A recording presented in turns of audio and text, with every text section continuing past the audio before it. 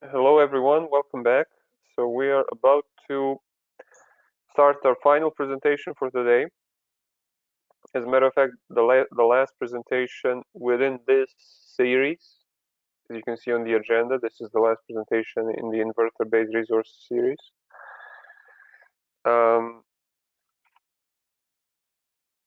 Our speakers are Professor Jose Antonio Giardini and Professor Fabiana de Toledo Silva.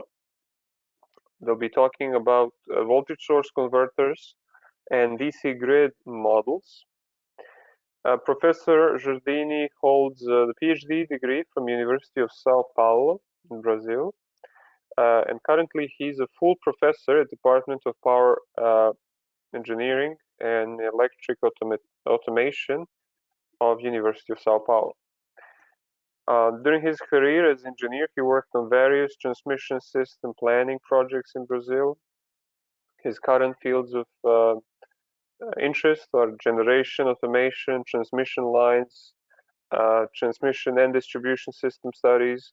He's a member of several CIGRE working groups. Professor Fabiana de Toledo Silva, she holds a PhD degree in electrical engineering from Polytechnic School at the University of Sao Paulo. She's an adjunct professor at the Federal University of ABC. Her research focuses on HVDC effects, power quality, energy planning, and load characterization, and other power system topics. So I will now make Professor Giardini the presenter so he can share his screen. Professor Giardini, Professor Silva, thank you very much for contributing to EMTP User Conference 2020. We really appreciate it.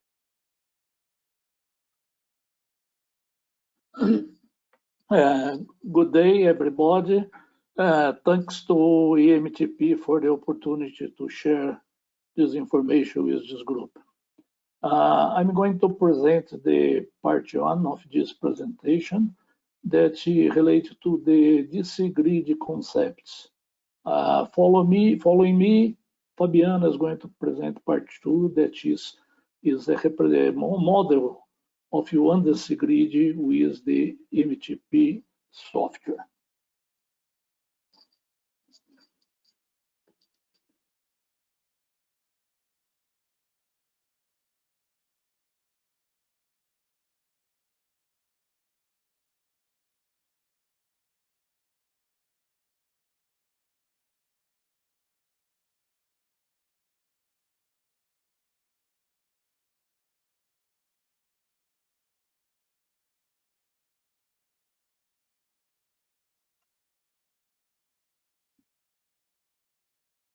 Professor Giardini, I don't know if you are aware of it, but it seems like you are muted at the moment. We cannot hear anything.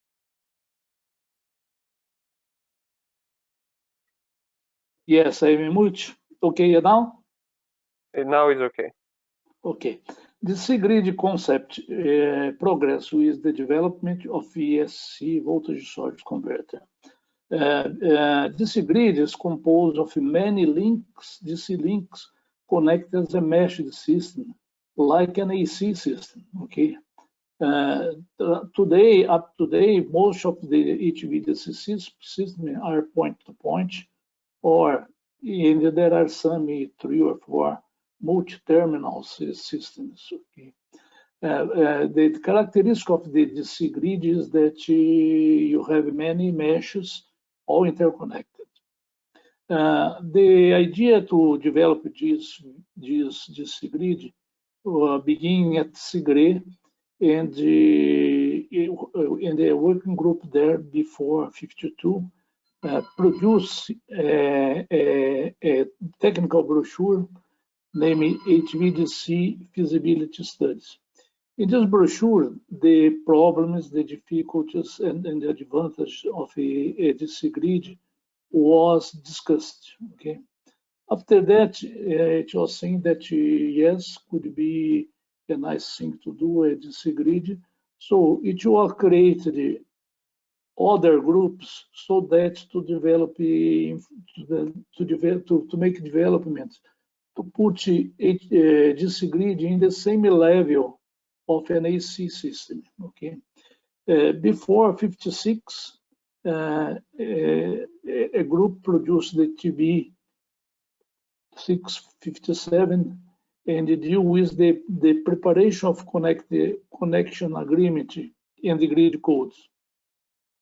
Before 57, produced the guide for the developing of models for HVDC converter in an aggravated DC grid.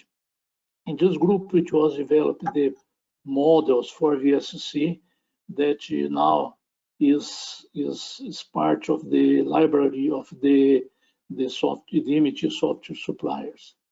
Before 58, deals with control methodologies for direct voltage and power flow in a mesh HVDC grid. Before 59, B5, 59, B5, before is HVDC, and the B5 is protection. Deal with protection and local control of DC grid.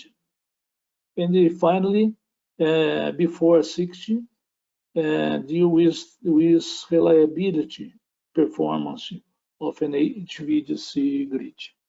So with all this information, now you can say that there is a very good background for DC grid.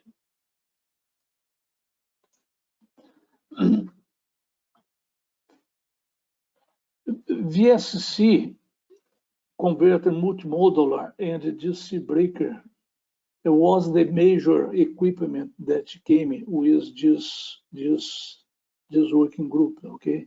And today they are part of the library of the suppliers. Okay? Related to VSC converter, in the working group before 58, 7 types of models was developed, each one with a certain purpose. The type 1 is very detailed based on physics, and very time consuming. The calculations very time consuming. Type 2 is a model where the IGBTs are represented by nonlinear models.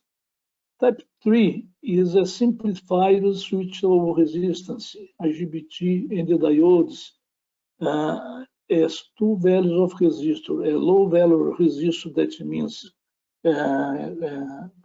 contact closed, and a very big one that is contact open. Type 4 and 5 are the most popular models. Is the detail equivalent models. That's the 4 is based on type 3, but simplified grouping parts of the capacitors that you're going to see later on when we show what is a multimodular converter. Type 5 is the average value models based on switching function. Okay, in this case, AC and DC side characteristics are modeled controlled current and the voltage source. Type 6 is a simplified average model, AC DC side model as controlled current and voltage source. These are used mainly in phase domain, not as EMT. And also there is another one very simple, that is an RMS load flow models, again using phasor in the phasor domain.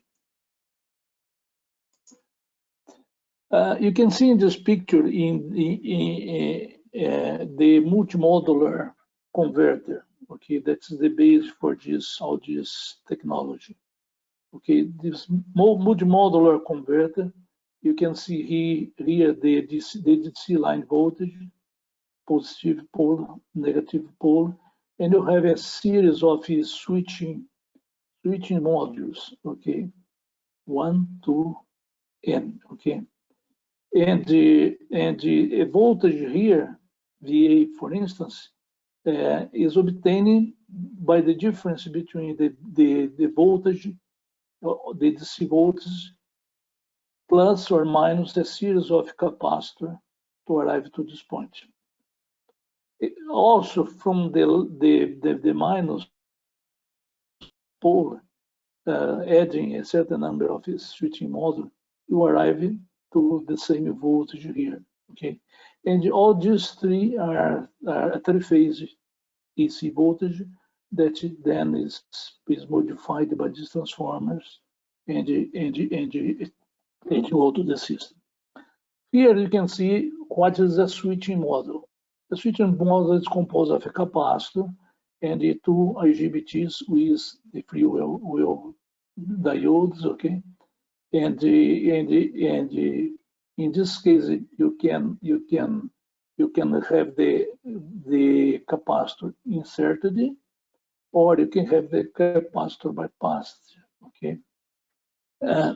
Now, the major problem that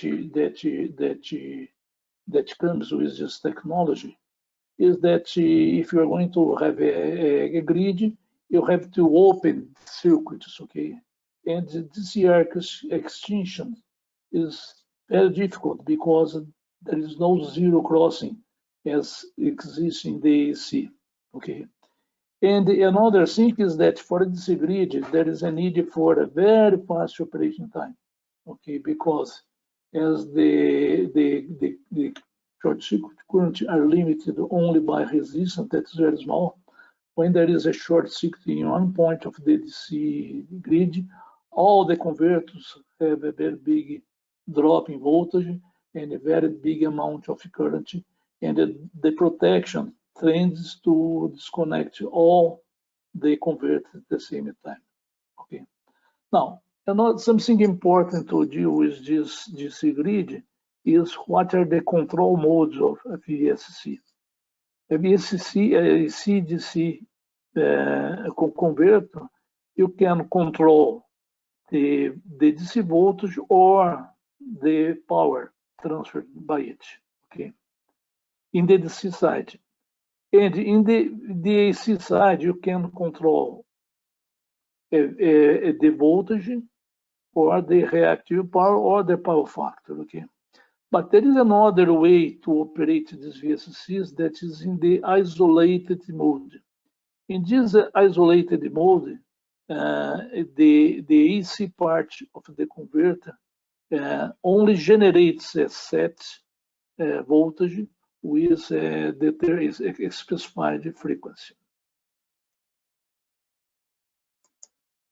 Now, here, the next step, there are DC breakers that use a certain technology that creates, let's say, a zero crossing by creating a transient with a capacitor and the resistor and so on. But this does not meet the requirement of very fast operation, okay? So because of this, the manufacturers, European manufacturers, develop this kind of circuit breaker that's called hybrid DC breaker. There has two branches. The top branch is called the load commutation switch, and when there is the short circuit, this load commutation switch opens, and the short circuit current is transferred to this main DC breaker, and this really cuts the current, and there is this varistors here to damp the oscillation. Okay, there is the need for these two branches of thyristor is because this bottom part here has a very high losses, and therefore expensive OPEX. And this one has lower losses. So when you connect the breaker, the current is going to pass only through the load commutation switches, leading to lower loss. When you talk about these bridges, the capacitor, we show in the figure before the half-bridge converter, that is this one, okay? But there are also this arrangement that we call full bridge, okay? This full bridge has a better performance in terms of a current interruption, okay? The half-bridge has known problems, okay, that people discuss a lot during in the proposals. Now, in the before 58, when the models were being studied, it was created this sketch here that was called the DC grid test system.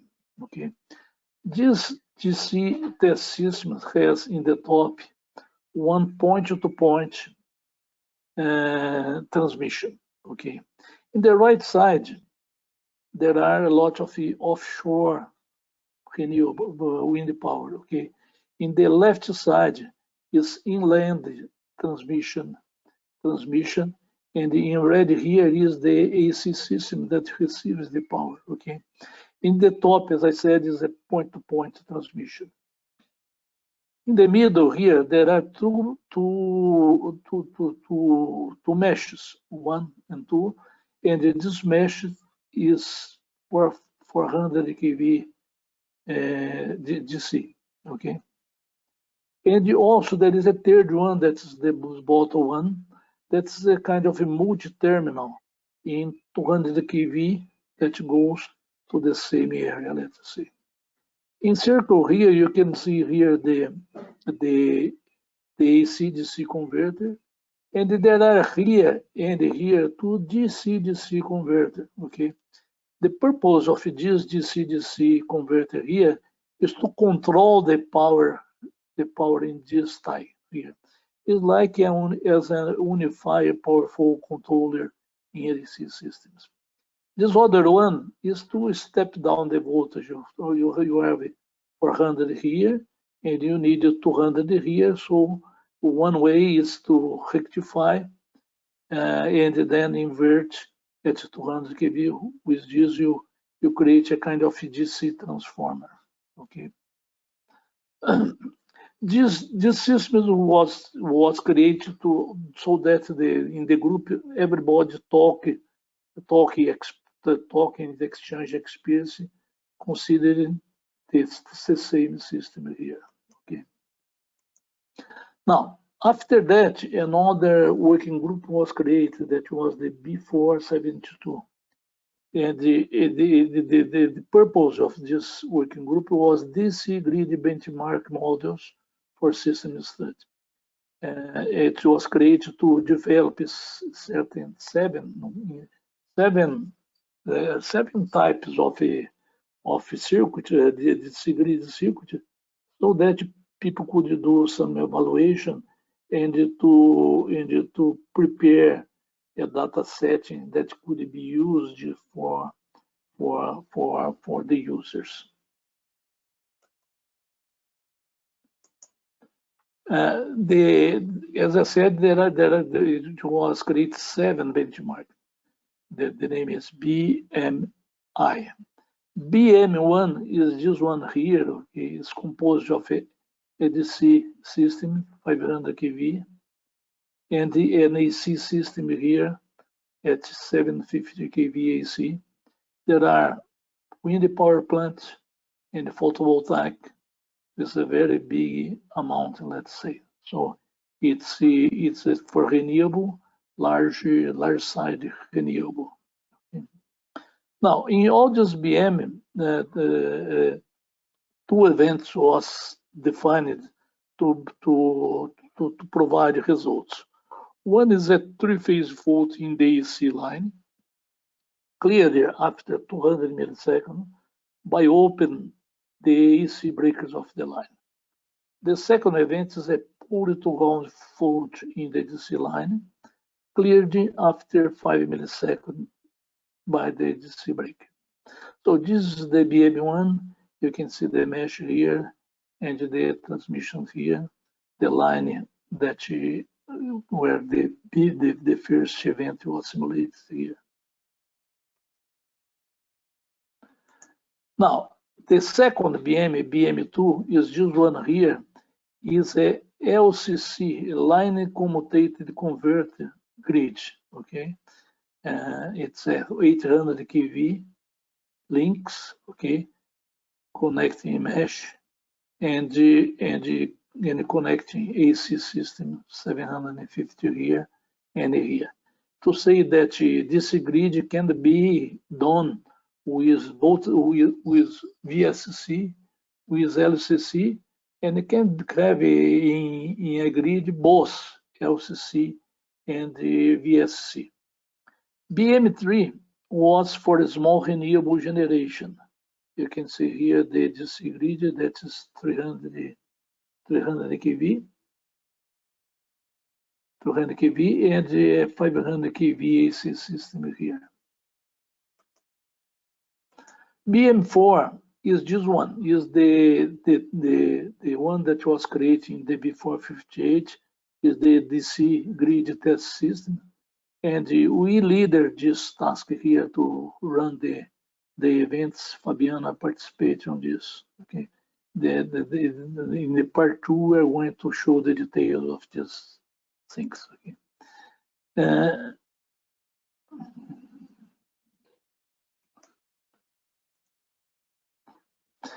BM5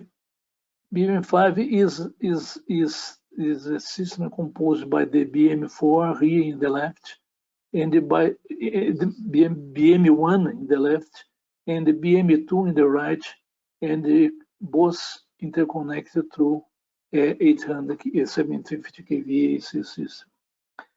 BM6 is just one that where there is in the left an AC grid, in the right another AC grid, and there are many 3 or 4 connections with HVDC links, and the proposal was mainly to study the behavior of the DC breakers here marked in red. And finally is the BM7. BM7 we call the comprehensive HVDC system. Is a very big one. You see here in the left up the BM4, in the right is up the BM2, post become the BM5. Here you find the BM3, and here you find the BM4, and all of them are interconnected. So it's a very big system. The leader of this stack was Sebastian Denetier from RTE, and the calculation was carried with EMTP. Thank you very much. Now I pass to Fabiana to continue the presentation.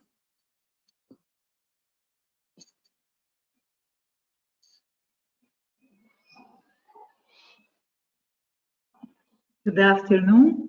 My name is Fabiana. Now I present the part 2, DC grid system model and EMTP.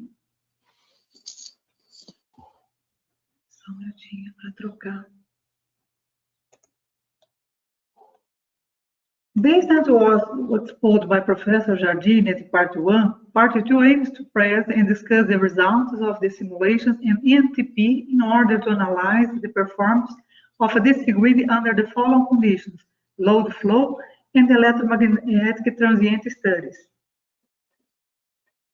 For this work, the modeling of the DC-DC converter by means of 2 AC-DC converters plus an intermediate transformer reactance as shown in Fig. 1.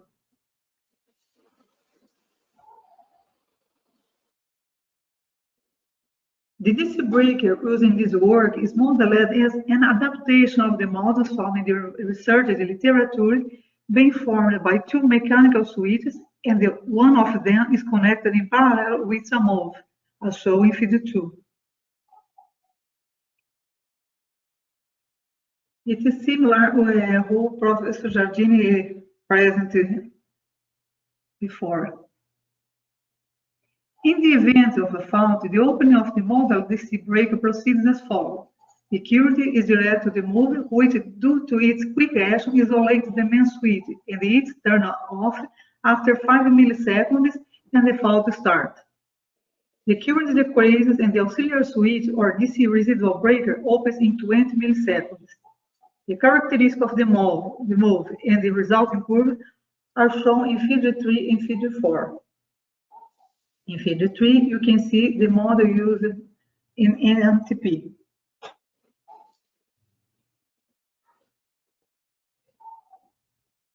For this work, the test system of SIGREE BM4 was modeled in MTP. In this case, all converters are of the VSC type. The generators of the AC network and the Y generators were represented by EDO machines. Study time of 6 seconds and integration step of 50 microseconds. AC-DC converter protections are not included. Which DC-DC converter was modeled in AC-DC converter. CDD7. Power flow was set to 600 megawatts and CDD5 power flow was set to 300 megawatts.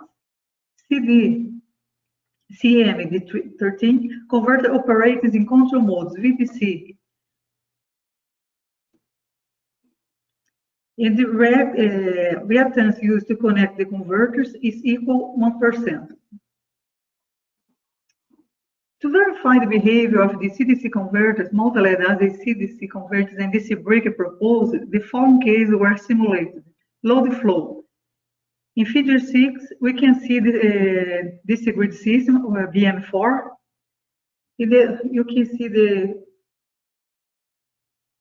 converter, DC-DC converter modeled as AC-DC converter.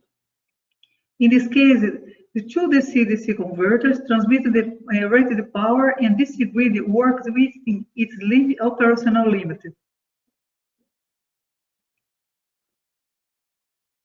In the next simulation, pole to ground photon DC line close to one of the converters.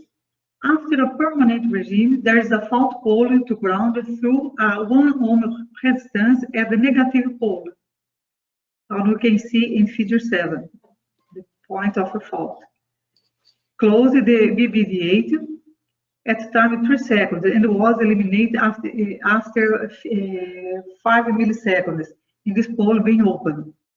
The DC breaker used in this simulation for this line were represented by a model previously described. In Figure 8, you can see the DC voltage in the buses near the short circuit region. For example, the 6, the 7, the 8, and the 9. The 6, the 7, the 8, and the 9.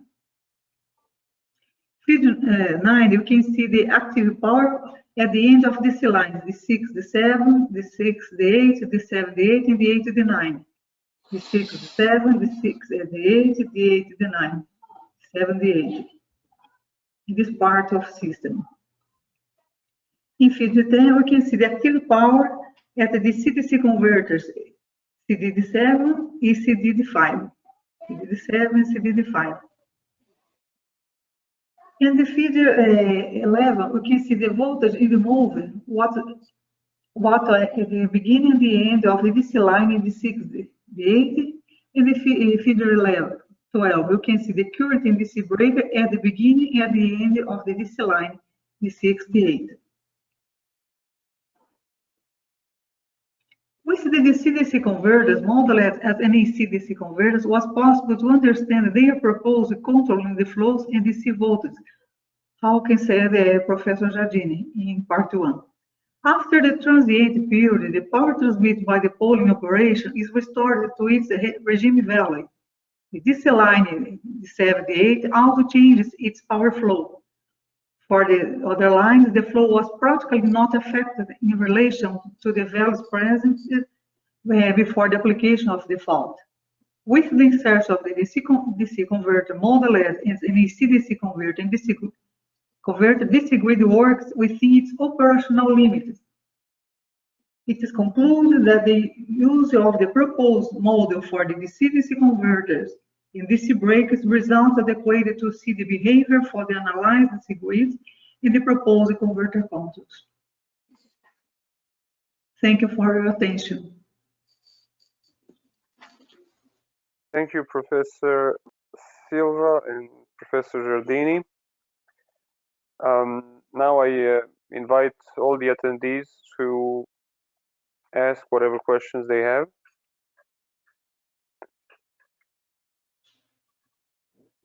Okay, so were there any inductances included in the model of DC circuit breaker?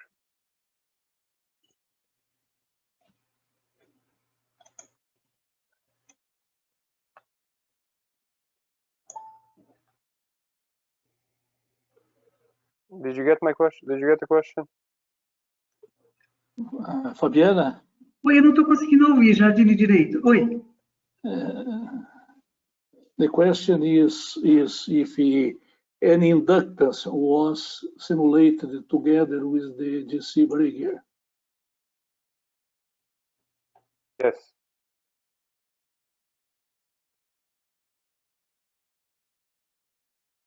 Existe alguma... No inductance was simulated in this case here. Okay. No. The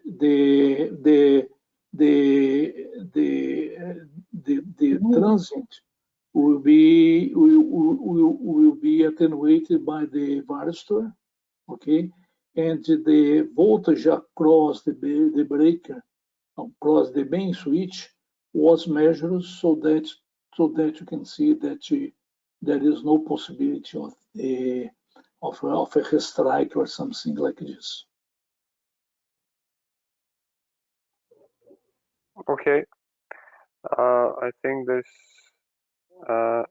answers the question. Will this model, DC breaker model, be available in EMTP, or is this already available in EMTP? Do you know? I think so. I think that yes, it is available in the EMTP. But this model that you would put in the picture here is, let's say, it has the major functions, okay? That is for instance, that load breaker, the load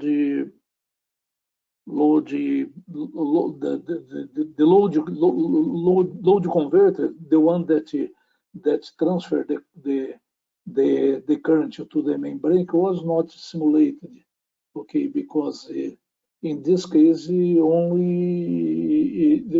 only interested in what happens when the current is really cut, interrupted. But I believe that I'm almost sure that there is the complete model available in the MHP library. Okay, thank you.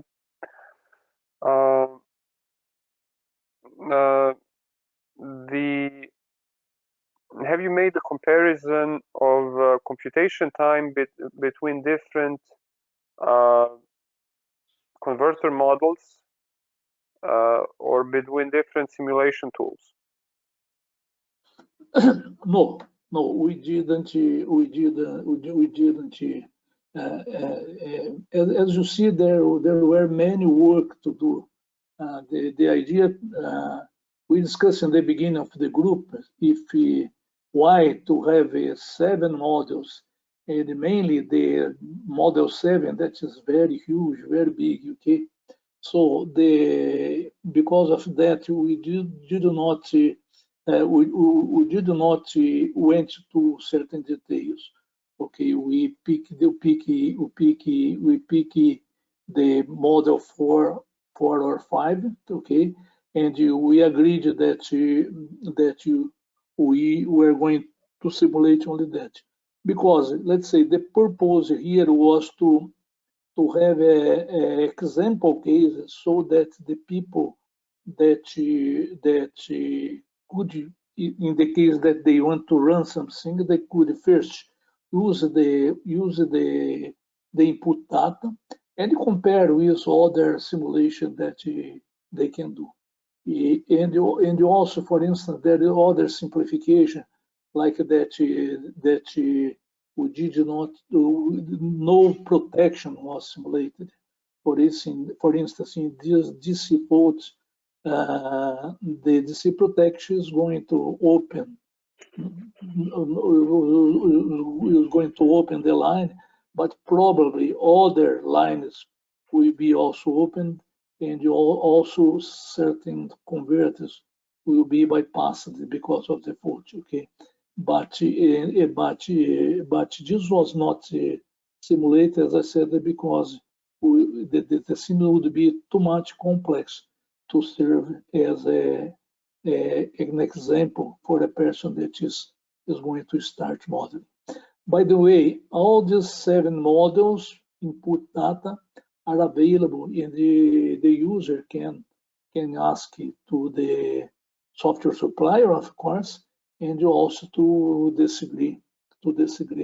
Okay, we create a file with all this input file, this software input file, so that people could pick and just run it in his computer. Thank you, Professor.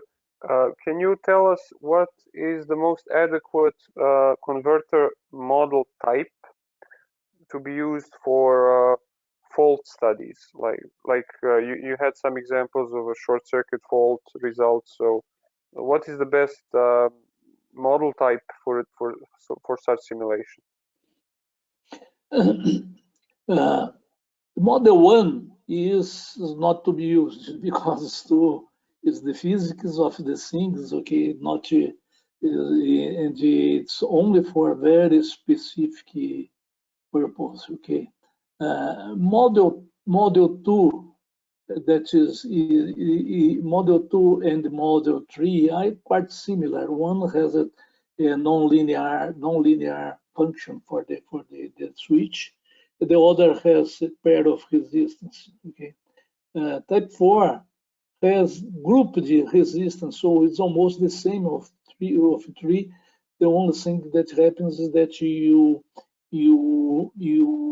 reduce the computation time.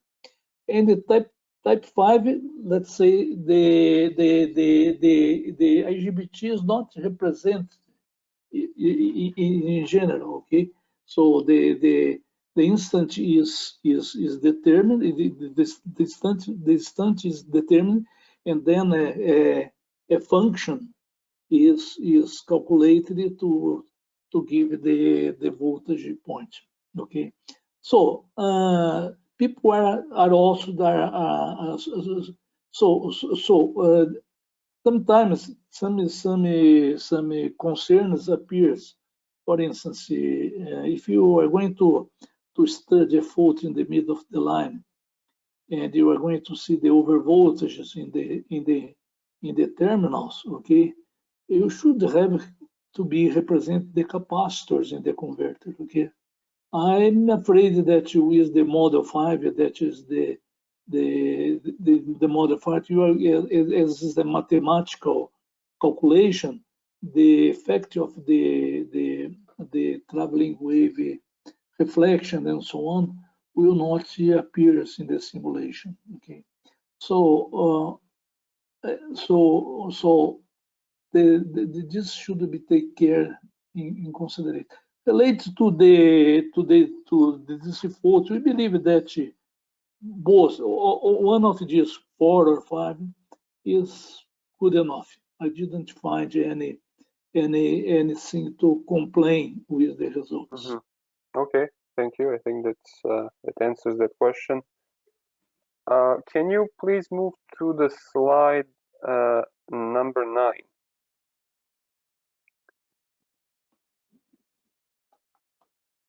Yes. Yes. So the question is about this, one of the graphs from this slide. So we're talking about the DC fault on one of the poles in the bipole configuration, and the DC over voltage reaches 2 per unit.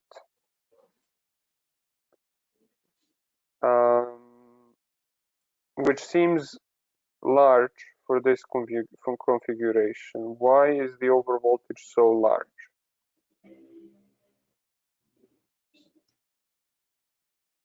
Did you understand this? Yes. So here, because it's not perfectly for me, the sound. Okay, sorry. I will repeat the question. So you see the graph on the upper left. We see the DC voltage. Okay. And then it after the fault, the DC voltage goes to almost 2 per unit. So from it's established. Okay. yeah, so from 400 kilovolts it goes almost to 800 kilovolts. What is the reason for such a high overvoltage is the question.